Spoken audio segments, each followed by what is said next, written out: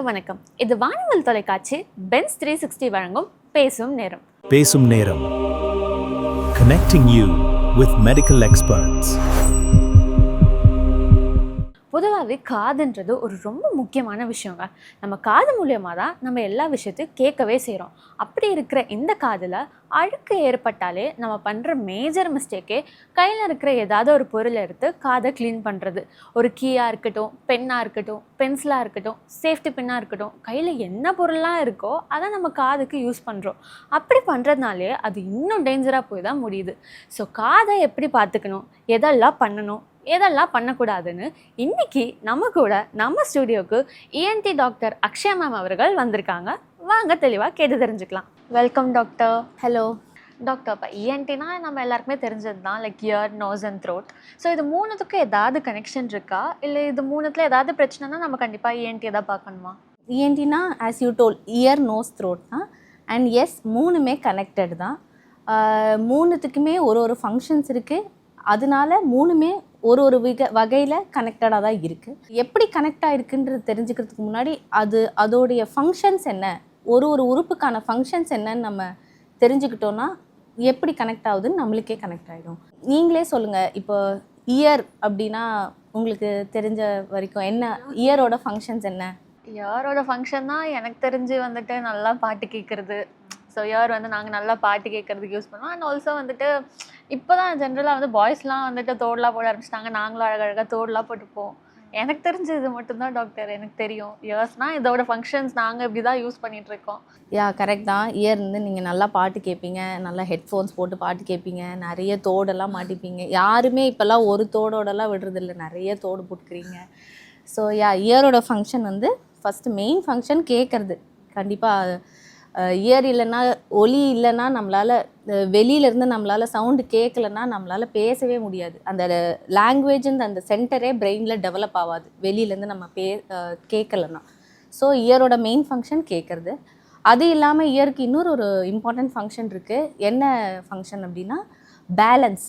So நம்ம நார்மலாக உட்காந்துருக்கும் போதோ இல்லை நடக்கும் போதோ நம்ம பேலன்ஸாக சமநிலையில் இருக்கிறதுக்கு உதவுறது வந்து இயர் தான். இயரில் இருக்கிற உள்காதுன்னு சொல்லுவோம். உள்காதில் இருக்கிற ஒரு சில இன்டர்னல் அப்பேரட்டஸ்ன்னு சொல்லுவோம். அதுதான் வந்து இன்னர் இயர்னு சொல்லுவோம். அதுதான் வந்து இந்த பேலன்ஸ் நம்மளை வந்து நிலையாக இருக்கிறதுக்கு உதவி செய்யுது. ஸோ இயரோட மெயின் ஃபங்க்ஷன்ஸ் வந்து கேட்குறது, அதுக்கப்புறம் பேலன்ஸ். ஸோ வெளியில் இந்த கம்மல் மாட்டிக்கிறது அதெல்லாம் நம்ம வந்து எந்த வகையிலையுமே யூஸ்ஃபுல்லாக இருக்க போகிறது இல்லை. பட் நம்ம சும்மா அழகுக்காக அதெல்லாம் மாட்டிக்கிறது தான். ஸோ அதெல்லாம் ஒன்றும் தப்பு இல்லை. ஸோ அடுத்தது கம்மிங் டு நோஸ். நோஸை பொறுத்த வரைக்கும் உங்களுக்கு தெரிஞ்ச வரைக்கும் சொல்லுங்கள், என்ன?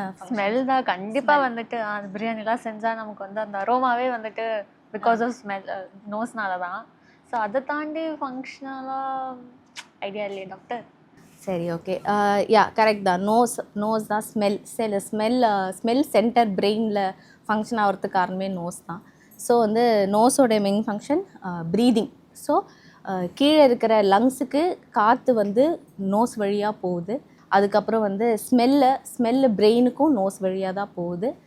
ஸோ நோஸோடைய அது இல்லாமல் இன்னொரு இம்பார்ட்டண்ட் ஃபங்க்ஷன், நோஸ் வந்து ஏரை கீழே லங்ஸ்க்கு மட்டும் அனுப்பாமல் காதுக்கும் அனுப்பும் காற்றை நோஸ். அது எப்படின்னு நான் சொல்கிறேன். காதுக்கு மட்டும் அனுப்பாமல் சைனசஸ் அப்படின்னு சொல்லுவாங்க. சைனசஸ்ன்னு நீங்கள் கேள்விப்பட்டிருப்பீங்கள்ல டாக்டர்? எனக்கே சைனஸ் இருக்குது டாக்டர். அந்த டீ ஜோனில் தான் ஃபுல்லாக சைனஸ் இருக்கும். சம்டைம்ஸ் அதனாலே எனக்கு ஹெட் பெயின், இயர் பெயின்லாம் கூட வரும் அடிக்கடி. ஓகே, நோஸ்ன்றது வந்து ஒரு தனி இது ஆர்கன் கிடையாது. நோஸ் வித் சைனஸ் ரெண்டுமே சேர்ந்து தான் இருக்கும். ஸோ சைனஸ் அப்படின்னா என்னன்னு ஃபஸ்ட்டு நான் சொல்லிடுறேன். சைனஸ்னால் என்னென்னா, இப்போ ஸ்கெலிட்டன் இருக்குல்ல, நம்ம மண்டை ஓடு வந்து மண்டை ஓடு வந்து போனால் எலும்பால் பண்ணப்பட்டிருக்கிறது. ஸோ அந்த மண்டை ஓட்டுக்குள்ளே கண் இருக்குது, இங்கே மசில்ஸ் இருக்குது, அப்புறம் வந்து மூளை இருக்குது. இதெல்லாம் வந்து இந்த கழுத்தால் தாங்கி பிடிக்க முடியாது. ஸோ அப்போ இயற்கையாகவே எப்படி படைக்கப்பட்டிருக்குன்னா, இந்த மண்டை ஓட்டுக்குள்ளே சின்ன சின்ன ஓட்டை மாதிரி இருக்கும். இங்கே ஓட்டை இருக்கும், உள்ளே இருக்கும், பின்மண்டையில் ஓட்டை இருக்கும். இந்த ஓட்டைக்கு பேர் தான் சைனஸ் அப்படின்னு சொல்லுவாங்க. இந்த ஓட்டைக்குள்ளே என்ன இருக்கும் அப்படின்னா, இந்த ஓட்டைக்குள்ளே காற்று இருக்கும். ஸோ இந்த காற்று ஏன் இருக்குன்னா, இந்த காற்று இருக்கிறதுனால அந்த மண்டை ஓடோட வெயிட் வந்து கம்மியாகும் நம்மளுக்கு. இப்போ எப்படி சொல்கிறதுனா, ஒரு ஸ்பாஞ்ச் இருக்குல்ல, ஸ்பாஞ்ச் வந்து பார்க்க பெருசாக இருக்கும், ஆனால் தூக்குனிங்கன்னா வெயிட்டே இருக்காது. ஏன்னா அதுக்குள்ளே ஃபுல்லாக ஓட்டையாக இருக்கும், ஓட்டைக்குள்ளே காற்று தான் இருக்கும். ஸோ அந்த ஓட்டைக்குள்ளே இருக்கிற காற்று தான் அந்த ஸ்பாஞ்சோட வெயிட்டையே குறைக்குது. அதே மாதிரி தான் சைனஸும். மண்டை ஓட்டில் இருக்கிற இந்த சின்ன சின்ன ஓட்டையில் இருக்கிற காற்று தான் அந்த மண்டை ஓடோட வெயிட்டை குறைக்குது. ஸோ இந்த சைனஸும் நோஸும் எப்படி கனெக்டட் அப்படின்னா, எல்லா சைனஸஸும் இந்த நோஸில் தான் வந்து ட்ரெயின் ஆகும், எல்லா சைனஸும் நோஸில் தான் வந்து ஓப்பன் ஆகும். ஸோ நம்ம சுவாசிக்கும் போது நம்ம மூக்கு வழியாக போகிற காற்று இந்த சைனஸஸ்க்கும் காற்று உள்ளே போகும். ஸோ இப்போ இந்த சைனஸஸில் ஏதாவது சளி அப்படின்னு வந்துச்சுன்னா அந்த மூக்கு வழியாக தான் அது ட்ரெயின் ஆகி அதை நம்ம அப்படியே முழுங்கிடுவோம். ஸோ மூக்கோட இன்னொரு ஃபங்க்ஷன் வந்து இந்த சைனஸஸில் காற்று இருக்கிற மாதிரி காற்றை தக்க வச்சுக்கணும். நம்ம சுவாசிக்கிற காற்று வந்து லங்ஸ்க்கு போகிற காற்று வந்து வெளியில் இருக்கிற காற்றோட டெம்பரேச்சரும் நம்ம சுவாசிக்கிற உள்ளே அனுப்புகிற காற்றும் ஒரே டெம்பரேச்சரில் இருக்காது. ஸோ நம்ம உடம்புக்கு ஏற்ற மாதிரி அந்த டெம்பரேச்சரை மூக்கு தான் வந்து மாற்றும். அது பேர் ஹியூமிடிஃபிகேஷன் அப்படின்னு சொல்லுவாங்க. ஸோ வெளியில் இப்போ ரொம்ப கோல்டாக இருக்குது, ஆனால் அதே சில்னஸோட காற்று உள்ளே நம்மளால் இறக்க முடியாது. ஸோ நம்ம பாடி டெம்பரேச்சருக்கு ஏற்ற மாதிரி அதை மாற்றணும். அதை வந்து மூக்கு தான் மாற்றும். ஸோ மூக்குக்கு நிறைய ஃபங்க்ஷன் இருக்குது, ஸ்மெல் மட்டும் கிடையாது.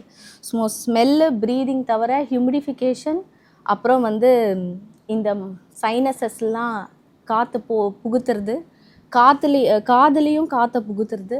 காதில் எப்படி காற்று போகும் அப்படின்னா வந்து மூக்குக்கும் காதுக்கும் ஒரு கனெக்ஷன் இருக்குது. நான் சொன்னல எல்லாமே ஒன்றுத்துக்கு ஒன்று கனெக்டட். ஸோ இந்த மூக்குக்கும் காதுக்கும் இருக்கிற கனெக்ஷன் பேர் யூஸ்டேஷன் டியூப் அப்படின்னு சொல்லுவாங்க. அது வந்து ஒரு டியூப் மாதிரி, ஓகேவா, இப்படி இங்கேருந்து இங்கே வரைக்கும் போகும். ஸோ என்ன இப்போ ஒரு ரூமாக இருக்கட்டும், என்ன ஒரு இடமா இருக்கட்டும், அதில் வந்து காற்று போகணும். அந்த காற்று போனால் தான் அந்த இடம் வந்து நல்லாயிருக்கும். அதே மாதிரி தான் நம்ம உடம்பும். இப்போ இந்த காதுலேயுமே காற்று போகணும், காற்று போனால் தான் அந்த இடம் நல்லாயிருக்கும். ஸோ அந்த காதுக்கு காற்றை கொடுக்கறது மூக்கு தான். எப்படி கொடுக்குதுன்னா இந்த டியூப் வழியாக கொடுக்குது.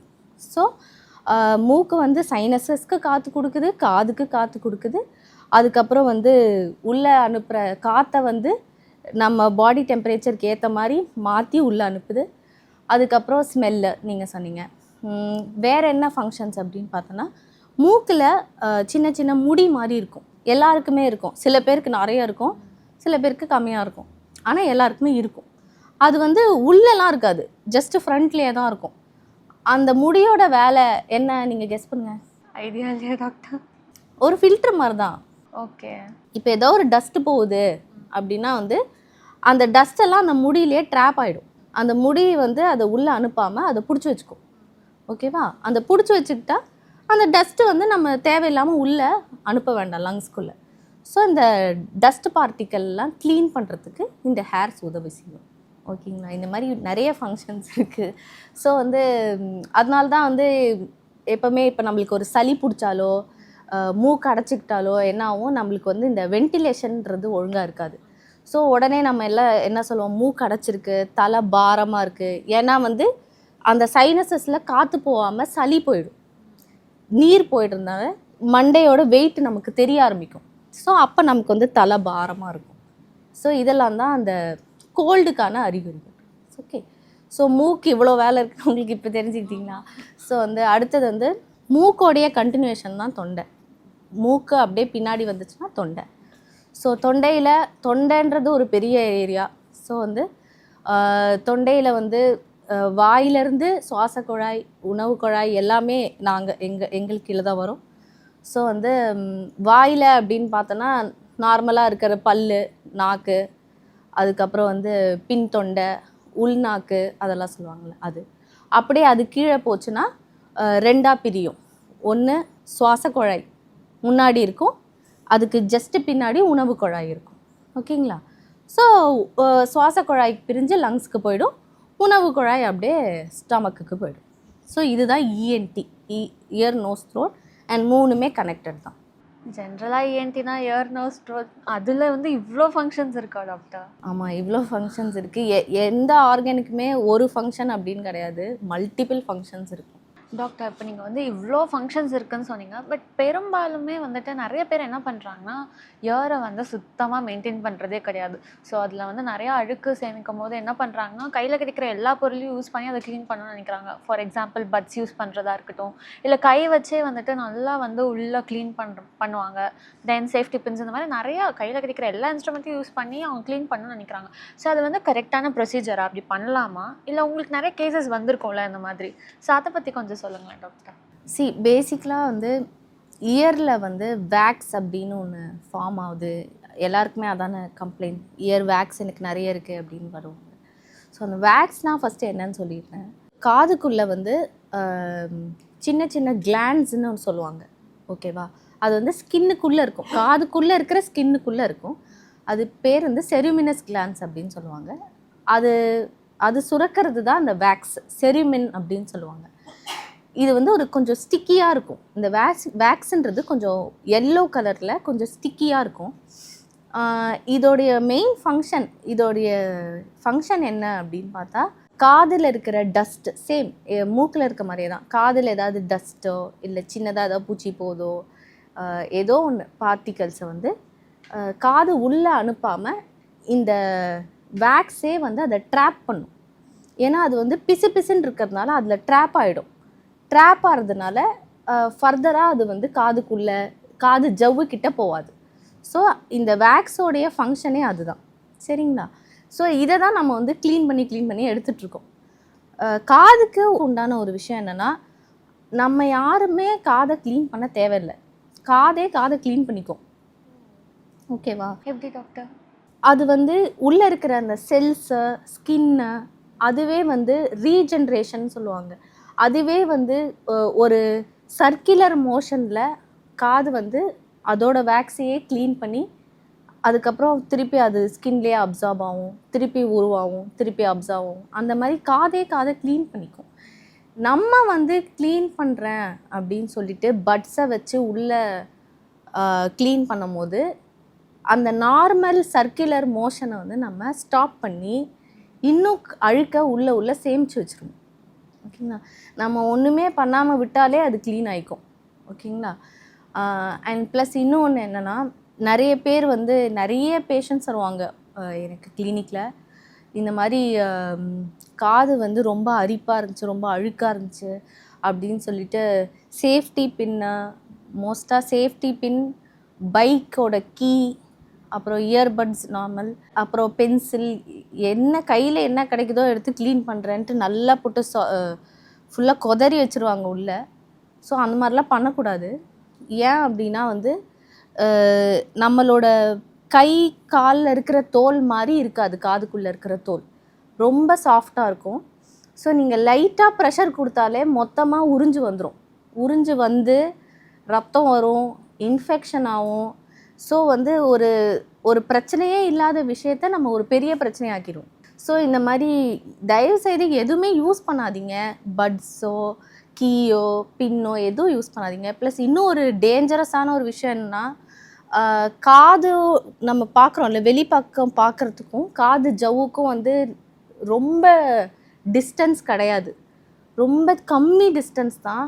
நம்ம கொஞ்சம் லைட்டாக டீப்பாக கீயை வச்சோ இல்லை சேஃப்டி பெண்ணை வச்சோ உள்ளே க்ளீன் பண்ணுறோன்னு போனாலே காது ஜவ்வை ஓட்டையாக்கிட்டா அது சரியாகிறதுக்கு இன்னும் ரொம்ப நாள் ஆகும்.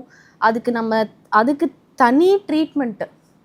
ஸோ அதுக்கு நம்ம திருப்பி ஆன்டிபயோட்டிக்ஸ் கொடுக்கணும், ட்ராப்ஸ் கொடுக்கணும். அது ஒரு வேளை சரியாகலை, அந்த ஓட்டை வந்து மூடலைன்னா ஆப்ரேஷன் பண்ணுற அளவுக்கு கூட போகணும். ஸோ ஒரு பிரச்சனையே இல்லாத விஷயத்த நம்ம வந்து பெரிய பெரிய பிரச்சனையை ஆக்கி வச்சுருவோம். ஸோ வந்து ஜென்ரலாக காதை வந்து மெயின்டைன் பண்ணுறது எப்படி அப்படின்னா, வெளியில் உங்களுக்கு நீங்கள் கண்ணாடியை பார்க்கும்போது உங்கள் வெளிப்பக்கத்தில் உங்களுக்கு கண்ணுக்கு தெரியற அளவுக்கு என்ன எவ்வளோ தெரியுதோ அந்த பகுதியை மட்டும் நீங்கள் க்ளீன் பண்ணால் போதும்.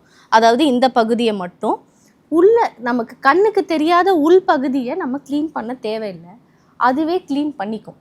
இன்கேஸ் உங்களுக்கு வந்து ரொம்ப அடப்பாக இருக்குது, எனக்கு செக் பண்ணணும் போல் தோணுது அப்படின்னா நீங்கள் ஒரு இஎன்டி டாக்டர்கிட்ட வந்து காமிங்க. அவங்களும் வந்து உள்ள லைட் அடித்து பார்த்து அண்டர் விஷன் தான் க்ளீன் பண்ணுவாங்க. எப்போவுமே எதுவாக இருந்தாலும் அண்டர் விஷன் தான் பண்ணணும். நம்ம கண்ணுக்கு தெரியாத ஒரு விஷயத்தை நம்ம க்ளீன் பண்ணும்போது தான் நம்ம தேவையில்லாத காம்ப்ளிகேஷன்ஸ் பண்ணுவோம். ஸோ உங்களுக்கு இன்கேஸ் இந்த மாதிரி ரொம்ப அடப்பாக இருக்குன்னா please come to ENT doctor. நாங்கள் உங்களுக்கு க்ளீன் பண்ணி தரோம். நீங்களாக எதுவும் அட்டம் பண்ணாதீங்க.